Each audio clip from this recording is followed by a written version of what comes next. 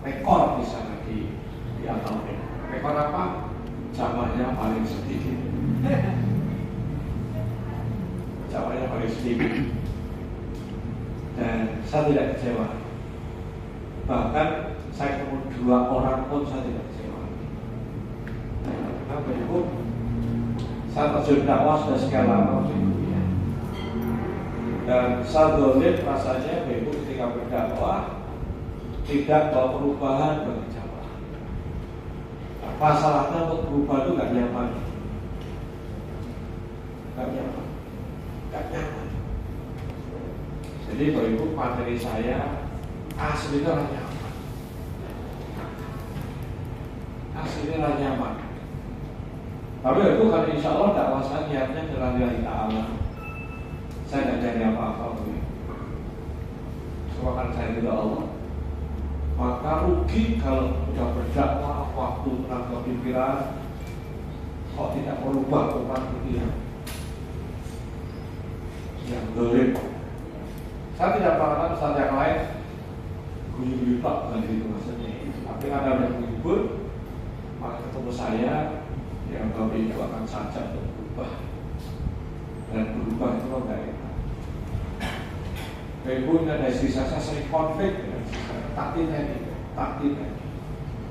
Kami itu happy, senang. Ini ngomong sensitif, konflik. Kenapa? Ketika diajak bergeser pos konflik. Bukan berarti situ jelek, tapi tubuh ini diajak berubah itu konflik gitu. Ditolak.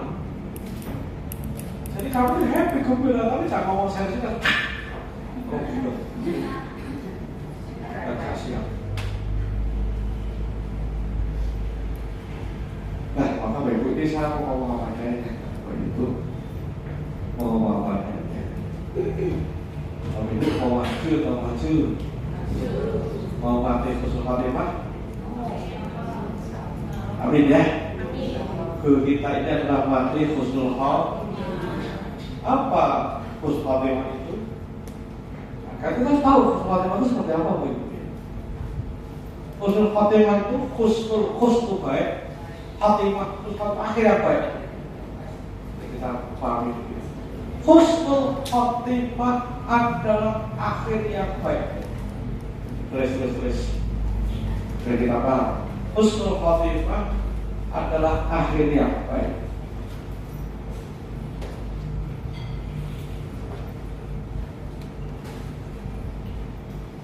Husnul khatimah adalah akhir yang baik. Itu secara bahasa. Husnul khatimah apa?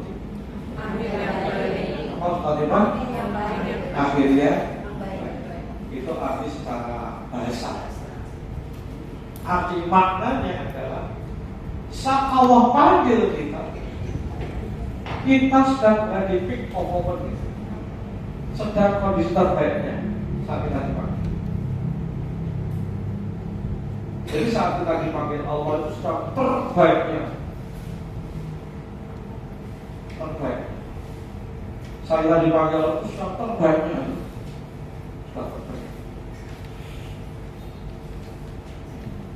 Contoh misalnya, jika saja Allah panggil kita hari ini, jika Bapak Ibu Allah panggil Bapak Ibu hari ini, kan Bapak punya belajar dasar dunia nih, Bapak Ibu kategori husnul khatimah enggak?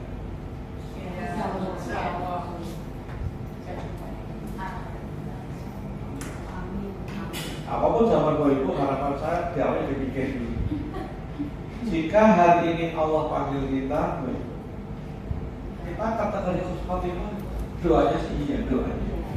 Tapi kalau kita melakukan self assessment, kita mengassessment diri, menilai diri, jujur dengan diri kita. Jika Allah panggil kita hari ini, kita husnul khatimah enggak?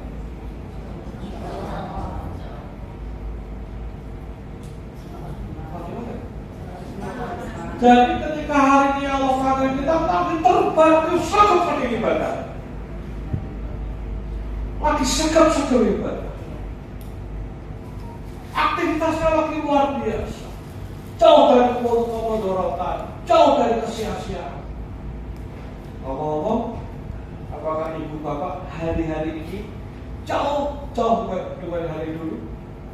Pekan ini jauh lebih dulu? Jangan tidak. Sama yang ibu bapak justru nggak betul.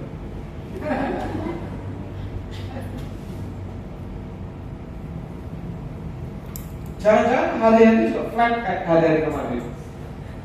Jadi lupa saya kenapa kayak gini. Kayak apa? Masih mau kasih nanti kayak. Makanya nanti terjadi. Jadi mencermati husnul khatimah dan akhir yang baik. Secara bahasa. Maknanya adalah saat Allah panggil kita sudah berhimpit bahwa kita baik. Jadi jika hari ini Allah panggil kita lagi terbaik. Yuk kita jujur dari tadi pagi sampai sekarang ngapain aja kita. Lalu paling tahu berapa banyak waktu kesia-siaan, berapa banyak waktu mesti bisa untuk ini itu enggak. Kita terus lihat kita. Ini baru hari ini. Pekan ini apakah pekan yang terbaik dengan pekan-pekan dulu? Jangan-jangan Bapak Ibu hari ini kita ngefans aja flat. Biasa woy.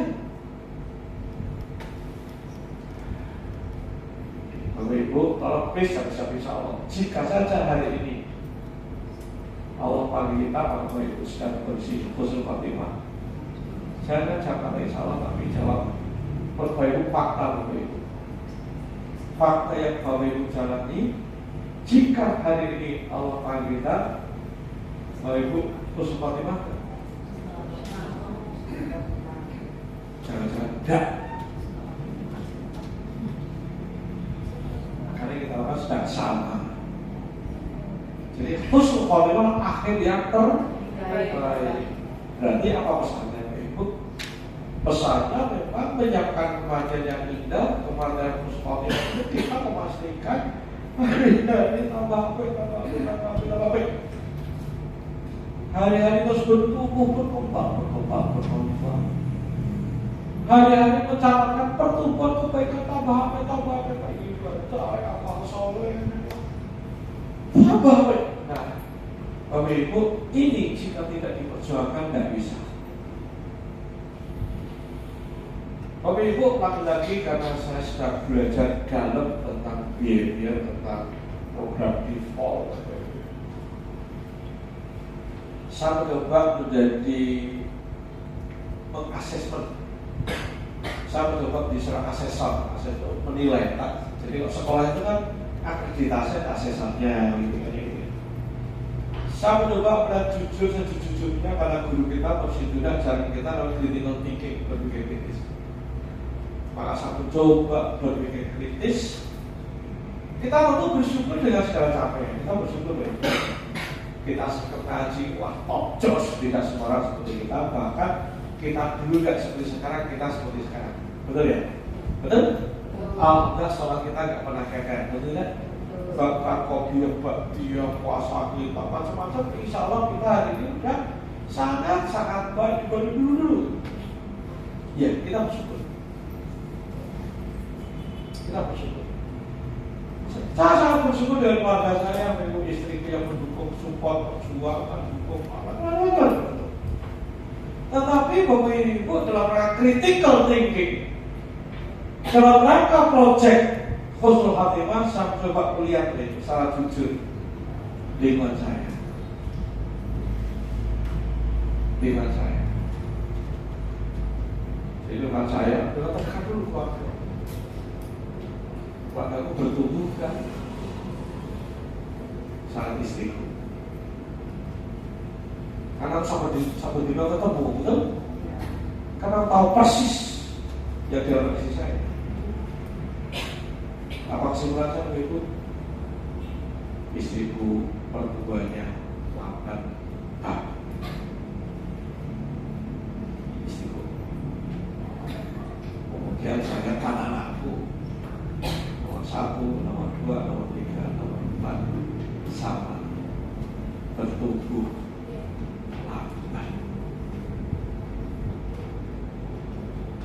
Saya juga keluarga terdekat pun, ibu saya di kampung, warisan Palembang. Ibu saya juga gelarnya hajah. Oke, tapi jujur kalau saya bisa akses sama penitip menilai, maka ibu saya juga bentuknya sangat lambat. Meski ibuku udah luar biasa dibanding ibu yang lain, maju, rororeke kan top, atau tidak?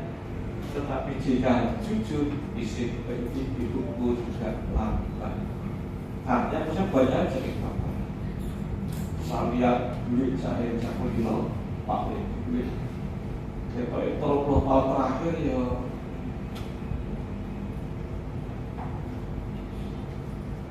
Nafik. Kemudian tetangga, sampai yang tetangga alumni UGM, tak gelap-gelap, tonggo cedak omah kan yang gelap-gelap. Bahasa Inggrisnya apa? Mono.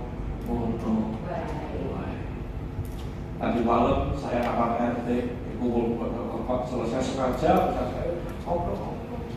Tak gelap sopro seperti mono.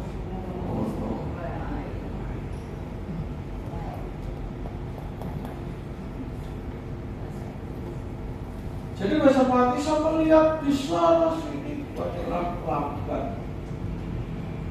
Setelah saya melihat ke sana sini, Bapak Ibu, akhirnya saya melihat diri saya sendiri. Saya melakukan critical thinking, berpikir kritis pada sendiri. Saya melakukan self assessment. Apa namanya? Saya melakukan self assessment. Ternyata saya juga 11-12 sekali 3 uang kodok baik, alias pertumbuhan diri saya juga. Harusnya begitu saya umur saya menjelang kepala 6 ini sudah punya capaian hidup yang jauh lebih hebat loh. Mestinya keluarga saya sudah bisa punya karya-karya hebat, prestasi luar biasa, kematangan spiritual yang luar biasa, kontribusi pada umat yang luar biasa. Saya menjadi sang intan bagi keluarga saya yang terbaik, sehingga ya jodoh bojoku saya kaya ngono, anak-anakku saya kaya ngono kan gara-gara ini. Gitu deh. Kita bisa mati betul-betul satu bulannya istighfar. Jadi ketika Allah panggil saya hari ini, Bapak Puspatika, aku rawani matur. Kalau Allah panggil saya hari ini, maka sama sekelompok suul khatimah. Sedangkan saya Pak istighfar kalau mohon rahmatnya Allah.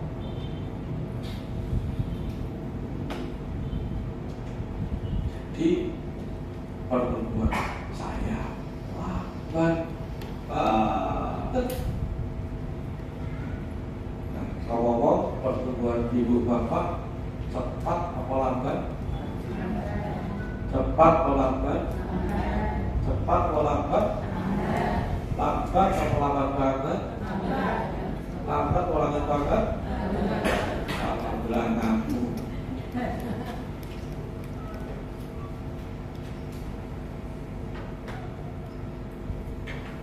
Kita lambat.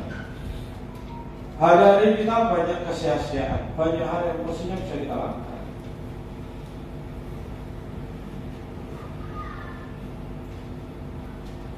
Hari-hari kita banyak kesia-siaan. Mestinya kita bisa lakukan banyak hal dalam kehidupan kita, tapi tidak kita lakukan atau belum kita lakukan. Kenapa Bapak Ibu? Karena tanpa sadar Bapak Ibu, kita malah jebakan. Kita dijebak. Jebakan itu namanya pola lama, kebiasaan lama, default.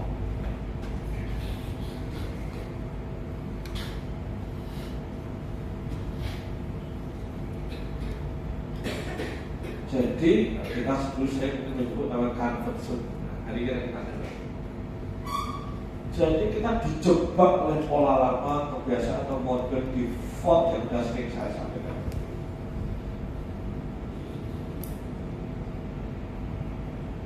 Kenapa Ibu?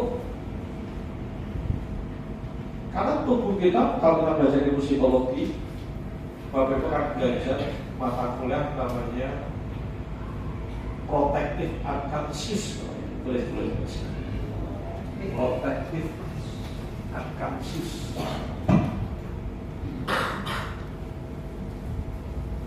Protective unconscious. Betul saya.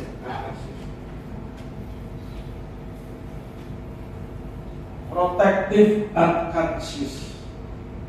Protective itu perlindungan, unconscious itu tak sadar. Jadi tubuh kita menjalankan mekanisme protective unconscious. Protective unconscious, perlindungan tanpa sadar. Nah, itu bahasa sama. Artinya memang tubuh kita punya mekanisme perlindungan diri. Tubuh kita ini punya mekanisme perlindungan diri. Agar apa? Agar tubuh kita tidak mengalami bahaya. Maksudnya bahaya. Maksudnya bahaya. Protective unconscious juga perlindungan diri atas trauma-trauma, fobia masa lalu. Jadi mobil kalau boleh disederhanakan. Jadi kita ini ngingu. Pelihara. Ngingu. Iblis dalam diri. Ya. Kita ini punya iblis dalam diri. Si iblis itu Bapak Ibu, dia maksudnya baik maksudnya ya. Dia melindungi kita dari bahaya. Tetapi iblis nggak mau tahu bahwa semua dari bahaya ditolak. Padahal yang dilakoni belum tentu buruk gitu untuk kebaikan kita. Jadi si iblis ini pokoknya orang gitu loh.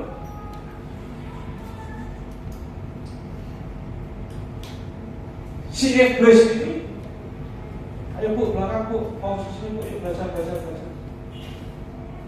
Jadi usaha mati iblis ini melindungi kita. Dari apa? Dari aktivitas yang dianggap membahayakan. Yang disebut bahaya bukan sesuatu yang bahaya enggak. Dianggap bahaya. Nah, apa yang dianggap bahaya? Ada sesuatu yang belum dikenal, unknown. Jadi ketika kita melakukan sesuatu yang belum dikenal oleh tubuh, itu unknown. Unknown itu tidak dikenal. Dan si iblis akan mendukung kita melakukan sesuatu yang known, indera, kenal. Jadi si iblis dalam diri kita akan membentengi kita dari bahaya. Segala sesuatu akan dianggap bahaya ketika belum biasa. Haleluya.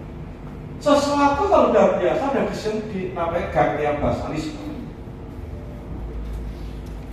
Gitu. Sampai sini saya ikuti. Ini kuliah magister psikologi untuk taman kawan-kawan. Sama-sama pelan-pelan, saya dulu paham.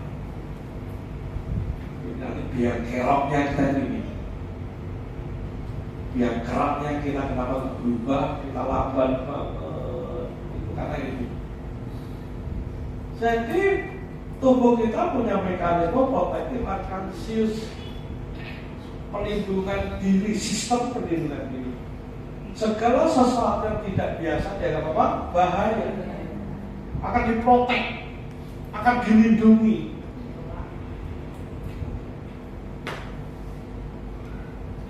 Jadi ketika ada sesuatu yang biasa, kenal, berarti ya wis good. Từ phía sau unknown, unknown, unknown, maka tuntutan dengan berbagai cara, mulai dari halus sampai kasar. Bapak Ibu, hari ini hari yang luar biasa bagi saya. Hari ini hari luar biasa. Kemarin full kan, kemarin pagi saya istri pindah ke Pragen. Terus saya pilih dulu aja dulu saya malu ke Mas Arif di toko. Jadi mestinya saya punya semangat yang luar biasa. Saat tadi malam juga tidur nggak terlalu malam. Tidurku juga cukup Bapak Ibu. Tapi tahu nggak Bapak Ibu, baru tidur badan saya pas selesai berangkat kemarin. Justru capek ya orang pati capek. Kan saya bisa ukur wingi aktivitas kopo. Saya bisa ukur. Saya bisa ukur siapa saya, kan saya bisa ukur aktivitas saya itu. Ini alias kemarin aktivitasnya dia mau forsir kemarin. Kemarin. Tapi kalau suku dilalah, saya itu dilalah aktivitas pagi dan tak. Pas suku mau sekolah nanti bahkan saya waktu di belajar kita isi cepat karena dia besok orang biasa nih. Pagi baca habis itu apa yang selesai akhirnya tidur Bapak Ibu. Nanti jam 09.00 Bapak Ibu. Wah lagi ya Allah. Hadirin. Hai. Kemarin saya kan cocok dengan apa wiksagri pokok geges-geges. Ternyata di apotek itu masuk cari kargo apa orang terpaksa minum minum paramek nyeri terpaksa. Kalau minum paramek nyeri kan masuk stilo ya selesai, tapi itu kan ada paracetamolnya dan sebagainya. Tapi terpaksa. Betul besok jam 10 gitu Pak. Baru menjelang duhur udah pres. Duhur aktivitas baru hari lagi. Bayangkan ya Bu. Esok awalnya selesai kayak setengah pagi. Tahu nggak Bu, selesai cek Bu, salah tuh meditasi, salah tuh rasa, saya cek siapa yang dalam diri saya, kenapa saya ngatur bla bla bla bla. Tahu nggak Bu? Karena hari ini saya punya membuat proyek besar.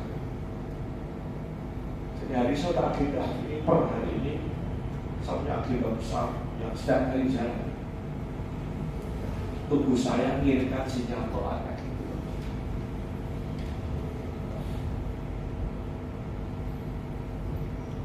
Tubuh kita Bapak Ibu punya mekanisme protektif dan kalsius.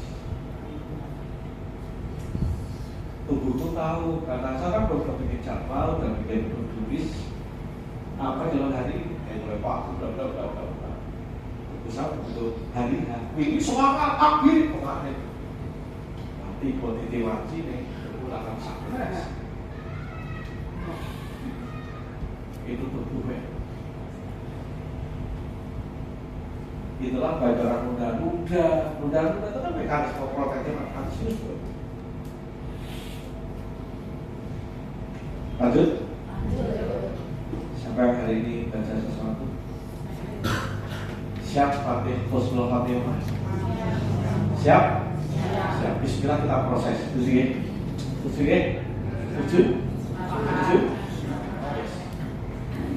Ya, jadi seperti tubuh kita punya mekanisme pertahanan diri.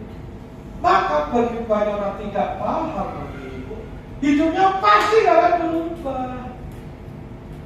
Hidupnya akan ngono-ngono baik. Kenapa? Setiap ada upaya perubahan, tubuh kita kirim sabotase.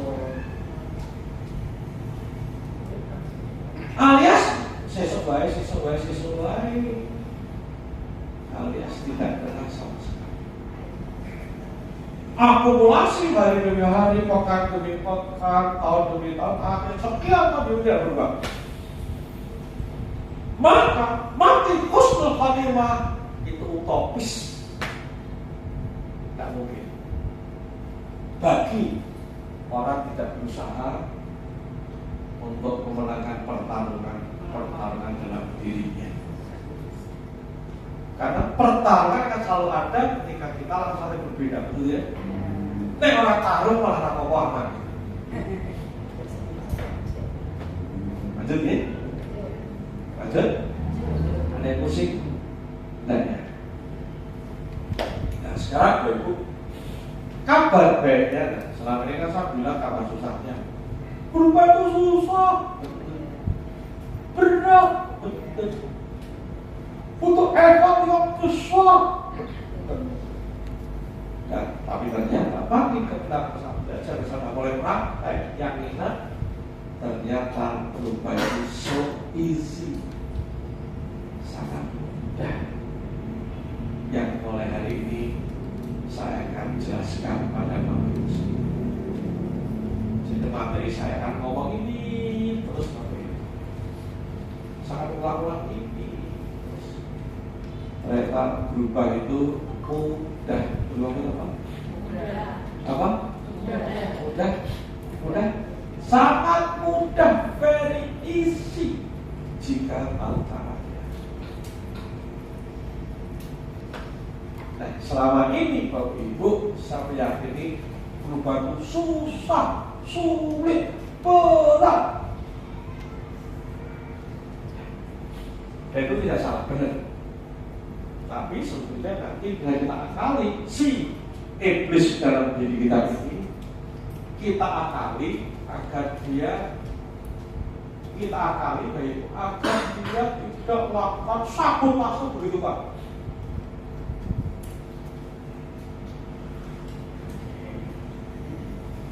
Mau tahu caranya? Mau tahu? Mau tahu? Sampai mau tahu? Ya, baik semangat tepuk tangan buat. Maka yuk, Ibu saya kasih PR dulu ya Ibu ya, biar nanti tinggal dasar. Waktu Ibu bisa belajar. Ada buku tentang babonannya perubahan perilaku. Saya sebut 3, tolong tulis. Karena nanti Ibu kan bisa tinggal ke Google, ke YouTube ya, ke YouTube cari ulasan di sana. Jadi sekaligus saya ingin ajak Ibu, karena Ibu nggak mungkin hanya bisa berubah. Karena kalau kita belajar bareng-bareng gitu Ibu ya. Silahkan Bapak Ibu nanti ke YouTube ada namanya Tiny Habit. Habit beda 1 atau 2? Tiny Habit. Tiny Habit. Dia boleh coba apa itu? Masuk YouTube coba. Tiny Habit. Ya monggo, apa ya langsung Tiny Habit. Itu banyak sekali ulasan di sana ya. Oke. Buku Tiny Habit itu buku keren banget. Syukur belum bisa baca, tapi minimal banyak nonton ulasan di YouTube aja. Oke. Biji Fok.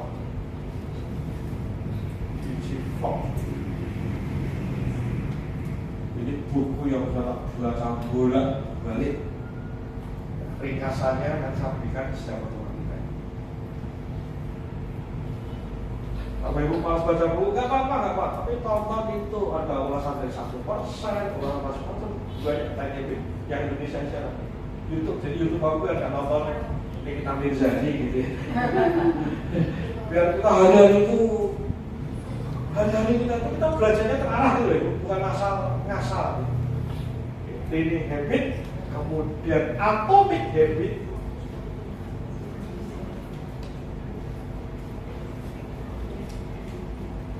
James Clear.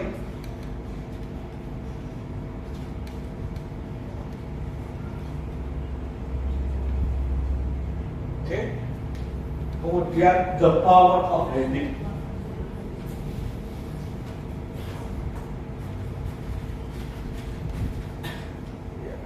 Charles Duhigg.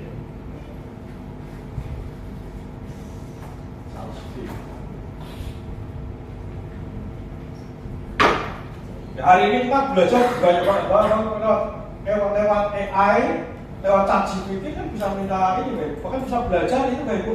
Ringkasan buku Tiny Habit sudah. Oke, tolong jelaskan bab 1. Itu nanti ChatGPT akan ngasih tahu bab 1, bab 2, bab 3, sampai entek. Jadi kita semua kuasai semuanya. Oke, ya, ini habis sudah ketemu kan? Sudah? The power of habit.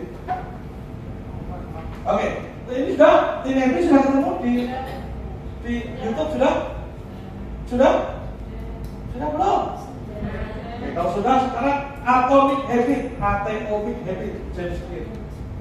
Bahkan atomic habit, Bapak Ibu saya ini banyak belajar sama baca buku sampai kuno bukunya. Di Indonesia tuh banyak ini Bapak Ibu dibaca buku bab 1 sekian. Jadi sambil masak Bapak Ibu bisa dengerin bab 1. Dia bacain sambil masak, dengerin penjelasan bab 1. Dibacain loh, apakah dari kita belajar. Selesai bab 2, sambil masak, sambil opo. Bab 3 sambil nungguin anaknya sekolah. Bab 4, kita bahkan bisa diulang-ulang. Oke? Kemudian the power of habit. Sudah ketemu? Sudah?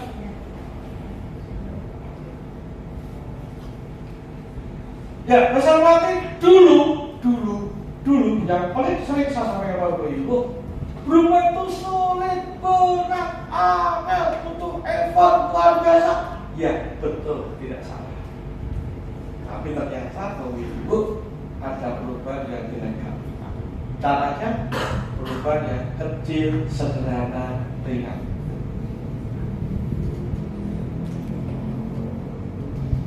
Kecil, sederhana, ringan. Ketika kita mulai suatu proyek besar tentu berat, iya. Butuh effort, butuh perjuangan. Saya hari ini sedang per hari ini bangun 4 proyek. Maka bikin tadi badan gerak-gerak. Ya. Maka besok pagi tetap gerak, ora usah gitu besok. Karena tadi saya semakin sabotase, besok pagi gerak tetap aku tetap ngatet, tetap ngomong kopi, rapopo ngerjain besok. Tapi kan saya masih kalah dengan ibu saya. Tapi karena saya tahu bahwa tadi gara-gara saya lakukan sesuatu, tubuh kirim sinyal mola kan berupa ngantuk, badan gerak. Sesok orang main ngantuk tetap melek. Aku lalu pelaku, bocor pelaku, gue bicara. Kenapa? Harus dilawan. Tetapi melawan itu kan berat, betul? Nah, sekarang Bapak Ibu akan saya berikan edisi ringannya. Edisi yang gampang. Mau? Nah, ini ringkasan 3 buku ini. Ini 400 sekian halaman.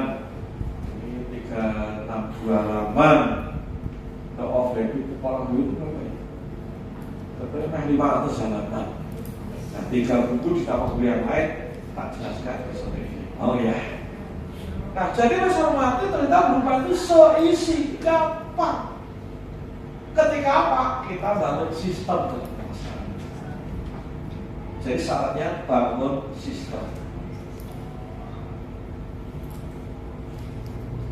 Kita bangun sistem. Artinya kita bisa buat nol yang nggak kita lakukan atau sistem sudah berjalan. Jadi merubah itu gampang ternyata. Caranya apa, Bapak Ibu? Mainkan sistem.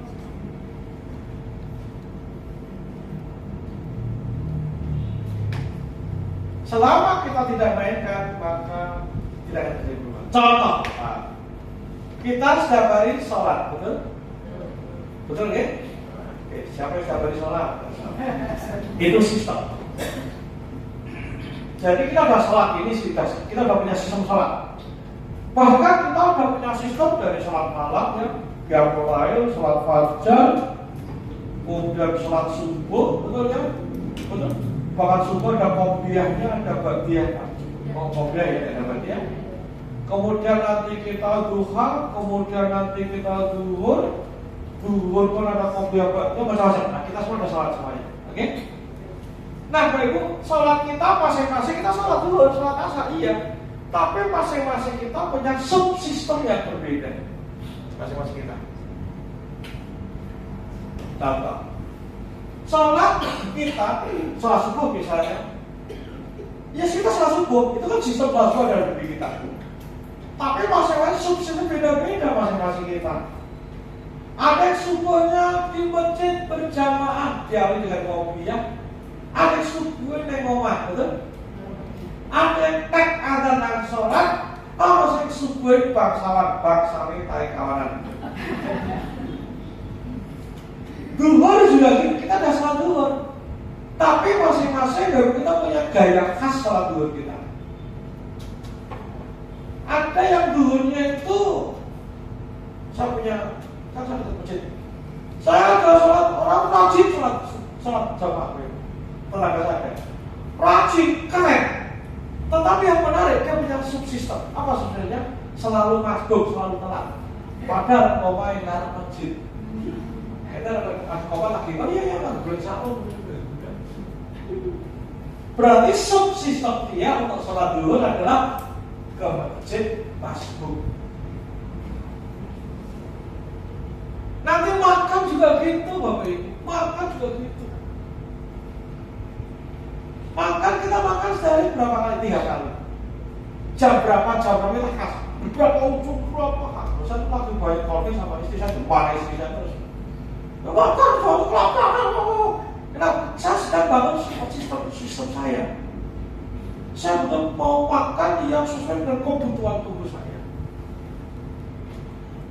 Sesuai kebutuhan tubuh saya, sesuai kebutuhan saya.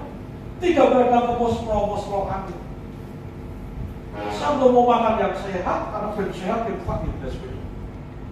Tapi orang kan mau butuh makan itu sampai dulu gitu kan ya.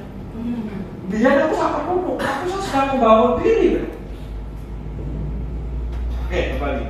Jadi masing-masing perilaku kita punya subsistemnya masing-masing. Setiap malam kita mengisi malam, betul ya? Habis isa ya kita masih break nanti malam, betul ya? Apa yang Bapak Ibu lakukan pada isya sampai tidur, Bapak itu masing-masing punya sistem tidur. Ada yang di depan TV, ada yang selonjor-selonjoran, ada yang pegang HP-nya nyekrol, ada yang baca Quran, ada yang ngancani anak sinau, dating, evaluasi anak. Artinya podo-podo antara Bapak Isa menjelang tidur itu aktivitinya beda-beda. Nah, jadi kita ini di bawah punya ratusan sistem. Masing-masing sistem ada subsistemnya masing-masing. Sampai sini bisa dimengerti? Ngaji kok aneh-aneh ya. Apa gue? Ya kita berubah ya, berpaham soalnya. Siapa ibu ini? Ikhlas ya. Maka Bapak Ibu hari ini ya kita belajar kesetiaan. Studi kasbilah kita mau berubah. Yuk, yang akan kita ubah pertama kali sampai yang lain ya. Tapi hari ini kita prioritaskan adalah bangun subsistem sholat kita. Kenapa sholat? Oh jelas sholat segala-galanya begitu. Sholat itu satu-satunya ibadah oleh Kanjeng Nabi Joko di Sidratul Muntaha loh. Sampai tawar-menawar dari 50 jadi 5. Artinya ini sholat itu luar biasa. Dan baru nanti tahu bahwa nanti di pengajaran awal nanti yang pertama adalah sholat. Betul ya? Maka sholat itu adalah terpenting dalam hidup kita. Maka itu yang pertama mesti kita benahi. Siap? Siap kan ini? Siap? Nah, oke. Jadi sholat yang kita belajar pertama kali. Maka sekarang kita akan belajar studi kasusnya ke sholat. Nanti sampai ke termasuk perilaku, tapi studi kasusnya ke sholat. Nah, tadi sholat kita sudah punya sistem. Contoh maghrib kita isya, kita sudah punya sistem ya kita ini. Itulah Bapak Ibu kita terus Bapak Ibu saya ajarkan selalu melakukan critical thinking itu pertama. Apa itu? Berpikir kritis. Kita mengkritisi sholat kita. Caranya gampang. Ini sholat mahnya itu dia tambah ya. Terus kita tanya orang terus. Pak Bosin kan kita langsung bakal kita tambah ini tuh gimana bagian korban ini lebih efektif gitu. Terus bertanya, terus mau pertanyakan anak diri. Itulah pendidikan ini. Nah, guru kita ajarkan ini. Kita harus sedekah, tapi piye ben tambah apa gitu. Itulah critical thinking.